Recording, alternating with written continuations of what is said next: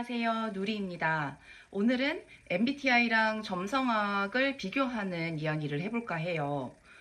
이제 MBTI는 성격 검사 그 이상이잖아요. 재미로 보는 걸 넘어서 사람들이 자신을 소개할 때 예를 들면 저는 INTJ예요.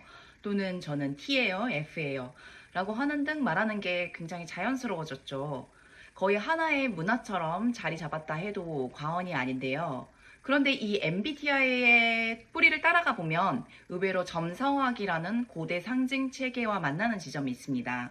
이게 꽤 흥미로운데요. 칼 융이라는 심리학자가 이 둘을 잇는 다리 역할을 해줬습니다. 먼저 칼 융의 이야기를 잠깐 해볼게요. 이분은 1921년에 심리 유형이라는 책을 냈는데요.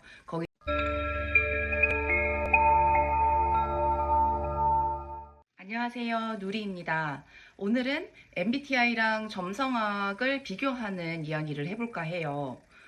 이제 MBTI는 성격 검사 그 이상이잖아요. 재미로 보는 걸 넘어서 사람들이 자신을 소개할 때 예를 들면 저는 INTJ예요.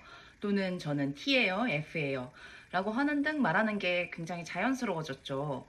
거의 하나의 문화처럼 자리 잡았다 해도 과언이 아닌데요. 그런데 이 MBTI에서 사람의 심리를 감각, 직관, 사고, 감정 이렇게 네 가지 기능으로 설명했습니다. 그리고 이 기능은 외향적일 수도 있고 내향적일 수도 있다고 봤어요. 그래서 총 조합하자면 8가지 심리 기능이 나오는데요. 우리가 익숙한 MBTI는 이 융의 이론을 바탕으로 해서 마이어스와 브릭스 모녀가 더 구조화된 성격 검사 도구로 만들었습니다. 그게 바로 MBTI예요. 그런데 여기서 재밌는 포인트가 있습니다. 융이 이것을 정리하면서 점성학, 특히 사원소 이론에서 영감을 받았다고 직접 밝혔습니다. 그의 책에 따르면 이런 내용이 있는데요.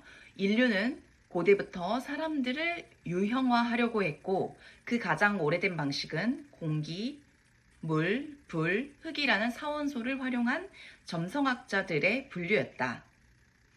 그래서 이 네 가지 심리 기능을 점성학의 사원소랑 매칭해보면은 이렇게 되는데요. 먼저 직관 기능은 점성학의 불원소와 굉장히 유사합니다. 불원소는 점성학에서 영감과 창조성과 열정, 특히 행동을 상징하는데요. 왜 직관이랑 비슷할 수 있냐면은 직관이라는 거는 사실 눈에 보이는 근거라던가 팩트에 기반한 게 아니잖아요. 번개가 치듯이 또는 불이 확 일어나듯이 도약하는 사고방식이거든요. 마치 우주로부터 존재로부터 생각을 계시받는 듯한 그런 느낌, 바로 직관입니다. 그리고 감각은 바로 흑원소, 점성학의 흑원소와 비슷한데요. 흑원소는 현실감각, 오감, 그리고 구체성, 눈에 보이는 것, 만질 수 있는 것, 또 감각적인 쾌락과 즐거움을 뜻합니다.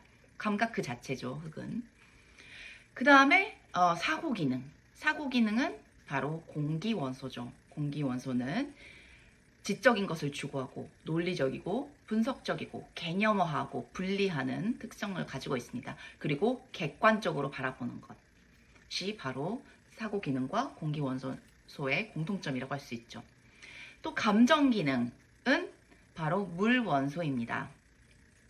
물 원소는 점성학에서 정서와 공감, 유대감을 상징합니다. 물을 생각해 보세요. 물이라는 거는 한 방울의 물이 또 다른 한 방울의 물이랑 만났을 때 합쳐지잖아요. 따로 있지 않고 연결되고 싶어하고 또 흡수되고 영양분을 공급해주고 촉촉하게 하고 흐르는 위에서 아래로 자연스럽게 흐르는 특징을 갖고 있죠. 그래서 우리 인간의 감정 기능과 유사하다고 볼 수 있습니다. 아무튼 이런 네 가지 기능과 융이 말한 네 가지 심리 기능과 점성학의 사원소를 보면은 굉장히 유사한 면이 있죠. 그리고 융이 말한 우월 기능과 열등 기능 이야기를 해볼게요. 사람은 누구나 자신이 자연스럽게 편하게 쓰는 기능이 있고 왠지 손이 잘 가지 않는 좀 껄끄러운 불편한 기능이 있어요. 융은 이것을 열등 기능이라고 했습니다. 그리고 앞서 말한 편하고 자연스럽고 잘 쓸 수 있는 것은 우월 기능이라고 했죠. 예를 들어서 논리적인 사람들 있죠. 사고 기능이 우세한 사람들. 이런 분들은 좀 감정 표현이 어색하거나 공감해야 된다거나 자신의 내적인 감정을 다뤄야 할 상황에서 굉장히 당혹스러워하고 때로는 자신의 감정을 억누르기도 하거든요. 그런데 또 유독 연애라던가 가까운 관계에서는 그 눌러왔던 감정이 팍 하고 터져나오면서 큰 갈등이 생기기도 해요. 이게 왜 이러냐면은 감정 기능이 무의식 속에 숨어있는 열등 기능이었다가 의식의 그 방어가 조금 가라앉았을 때 편안한 상황에서 또는 위기 상황에서 불쑥 튀어나올 수 있다는 거죠.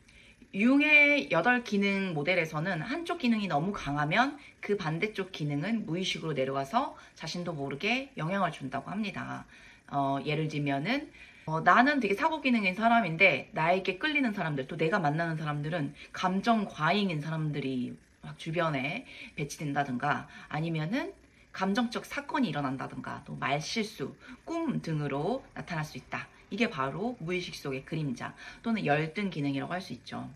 점성학에서도 이런 구조는 좀 비슷해요. 예를 들면은 공기, 사고 대 물, 감정 기능, 또 불, 직관 대 흑, 감각 기능.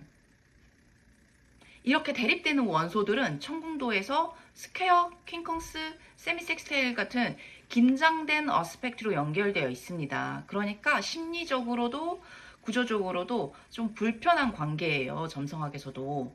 그런데 중요한 차이점이 하나 있어요. MBTI랑 점성학이 보는 방식은 조금 달라요. MBTI에서는 대립되는 하나의 기능이 강하면 그 반대 기능은 무조건 열등 기능이 돼요. 예를 들어 사고가 주 기능이면 감정은 자동으로 열등 기능으로 강등되는 거죠. 그런데 점성학은 더 유연합니다. 예를 들어서 공기 원소, 즉 사고 기능이랑 물 원소, 감정 기능이 동시에 강한 사람이 있어요. 이런 분들은 감정도 강하고 사고력도 좋아요. 자연스러워요. 둘 다 우월 기능처럼 쓸 수 있습니다. 그런데 반대로 공기도 물도 거의 없는 사람이 있어요. 그럼 감정 표현도 어렵고 말로 정리하는 것도 어렵고 그러니까 사람들의 관계에서도 표현이 막히거나 단절되는 느낌 그리고 나는 왜 이렇게 감정이 자연스럽게 사람들과 교류되지 않을까 공감하는 게 힘들까 그런데 그게 감정이 없는 건 아니거든요. 이렇게 두 개의 사고와 감정, 두 개의 열등 기능이 같이 있는 경우도 있어요. 그래서 점성학은 사람을 조금 더 입체적이고 유동적이고 복합적인 존재로 본다는 게 제 생각엔 더 매력적인 것 같아요. 하나만 더 예를 들어볼게요. 공기 원소가 부족한 사람들은 생각을 말로 표현하는 게 어렵다던가 논리적으로 정리하는 게 버거울 수도 있고요. 또 공기는 사교 기능이기도 하거든요. 이 사교 기능은 물에 연결되고 싶은 애착 욕구랑 좀 달라요. 공기가 가진 사교 욕구는 너는 너 나는 나에 기반한 서로의 거리를 존중하는 그런 관계거든요. 그런데 이 공기 기능이 부족한 사람들은 그런 인간관계의 거리를 파악하는 게 되게 어려워요. 그래서 갑자기 막 친해졌다가 갑자기 막 거리 두거나 스스로 좀 조절이 안 될 수가 있습니다. 그런데 이런 공기 기능이 없는 사람이 꼭 지적으로 떨어지냐, 뭐 IQ가 떨어지냐, 그건 절대 아닙니다. 오히려 자신에게 그런 지적인 기능이 떨어진다고 생각하기 때문에 더 매달리고 집착할 수가 있어요. 그래서 진짜 피나는 노력으로 공부하고 훈련해서 오히려 작가나 철학자, 학자가 되는 경우도 굉장히 많습니다. 예를 들면 아인슈타인이 공기 기능이 아예 없던가? 사회원소나 외행성 중에 딱 공기 원소 하나밖에 없었던 것 같아요. 그리고 작가들 중에서도 공기 원소 부족한 사람들, 유명한 작가들 많습니다. 그런데 어떤 사람들은 그 열등감을 못 견뎌서 아예 지적인 기능을 포기해버리거나 아니면 대화 자체를 피하고 관계에서 고립될 수도 있어요. 이처럼 열등 기능은 한편으로는 심리적 고통이 또 열등감의 원천이 될 수도 있지만 동시에 성장의 방향과 가능성이 되기도 해요.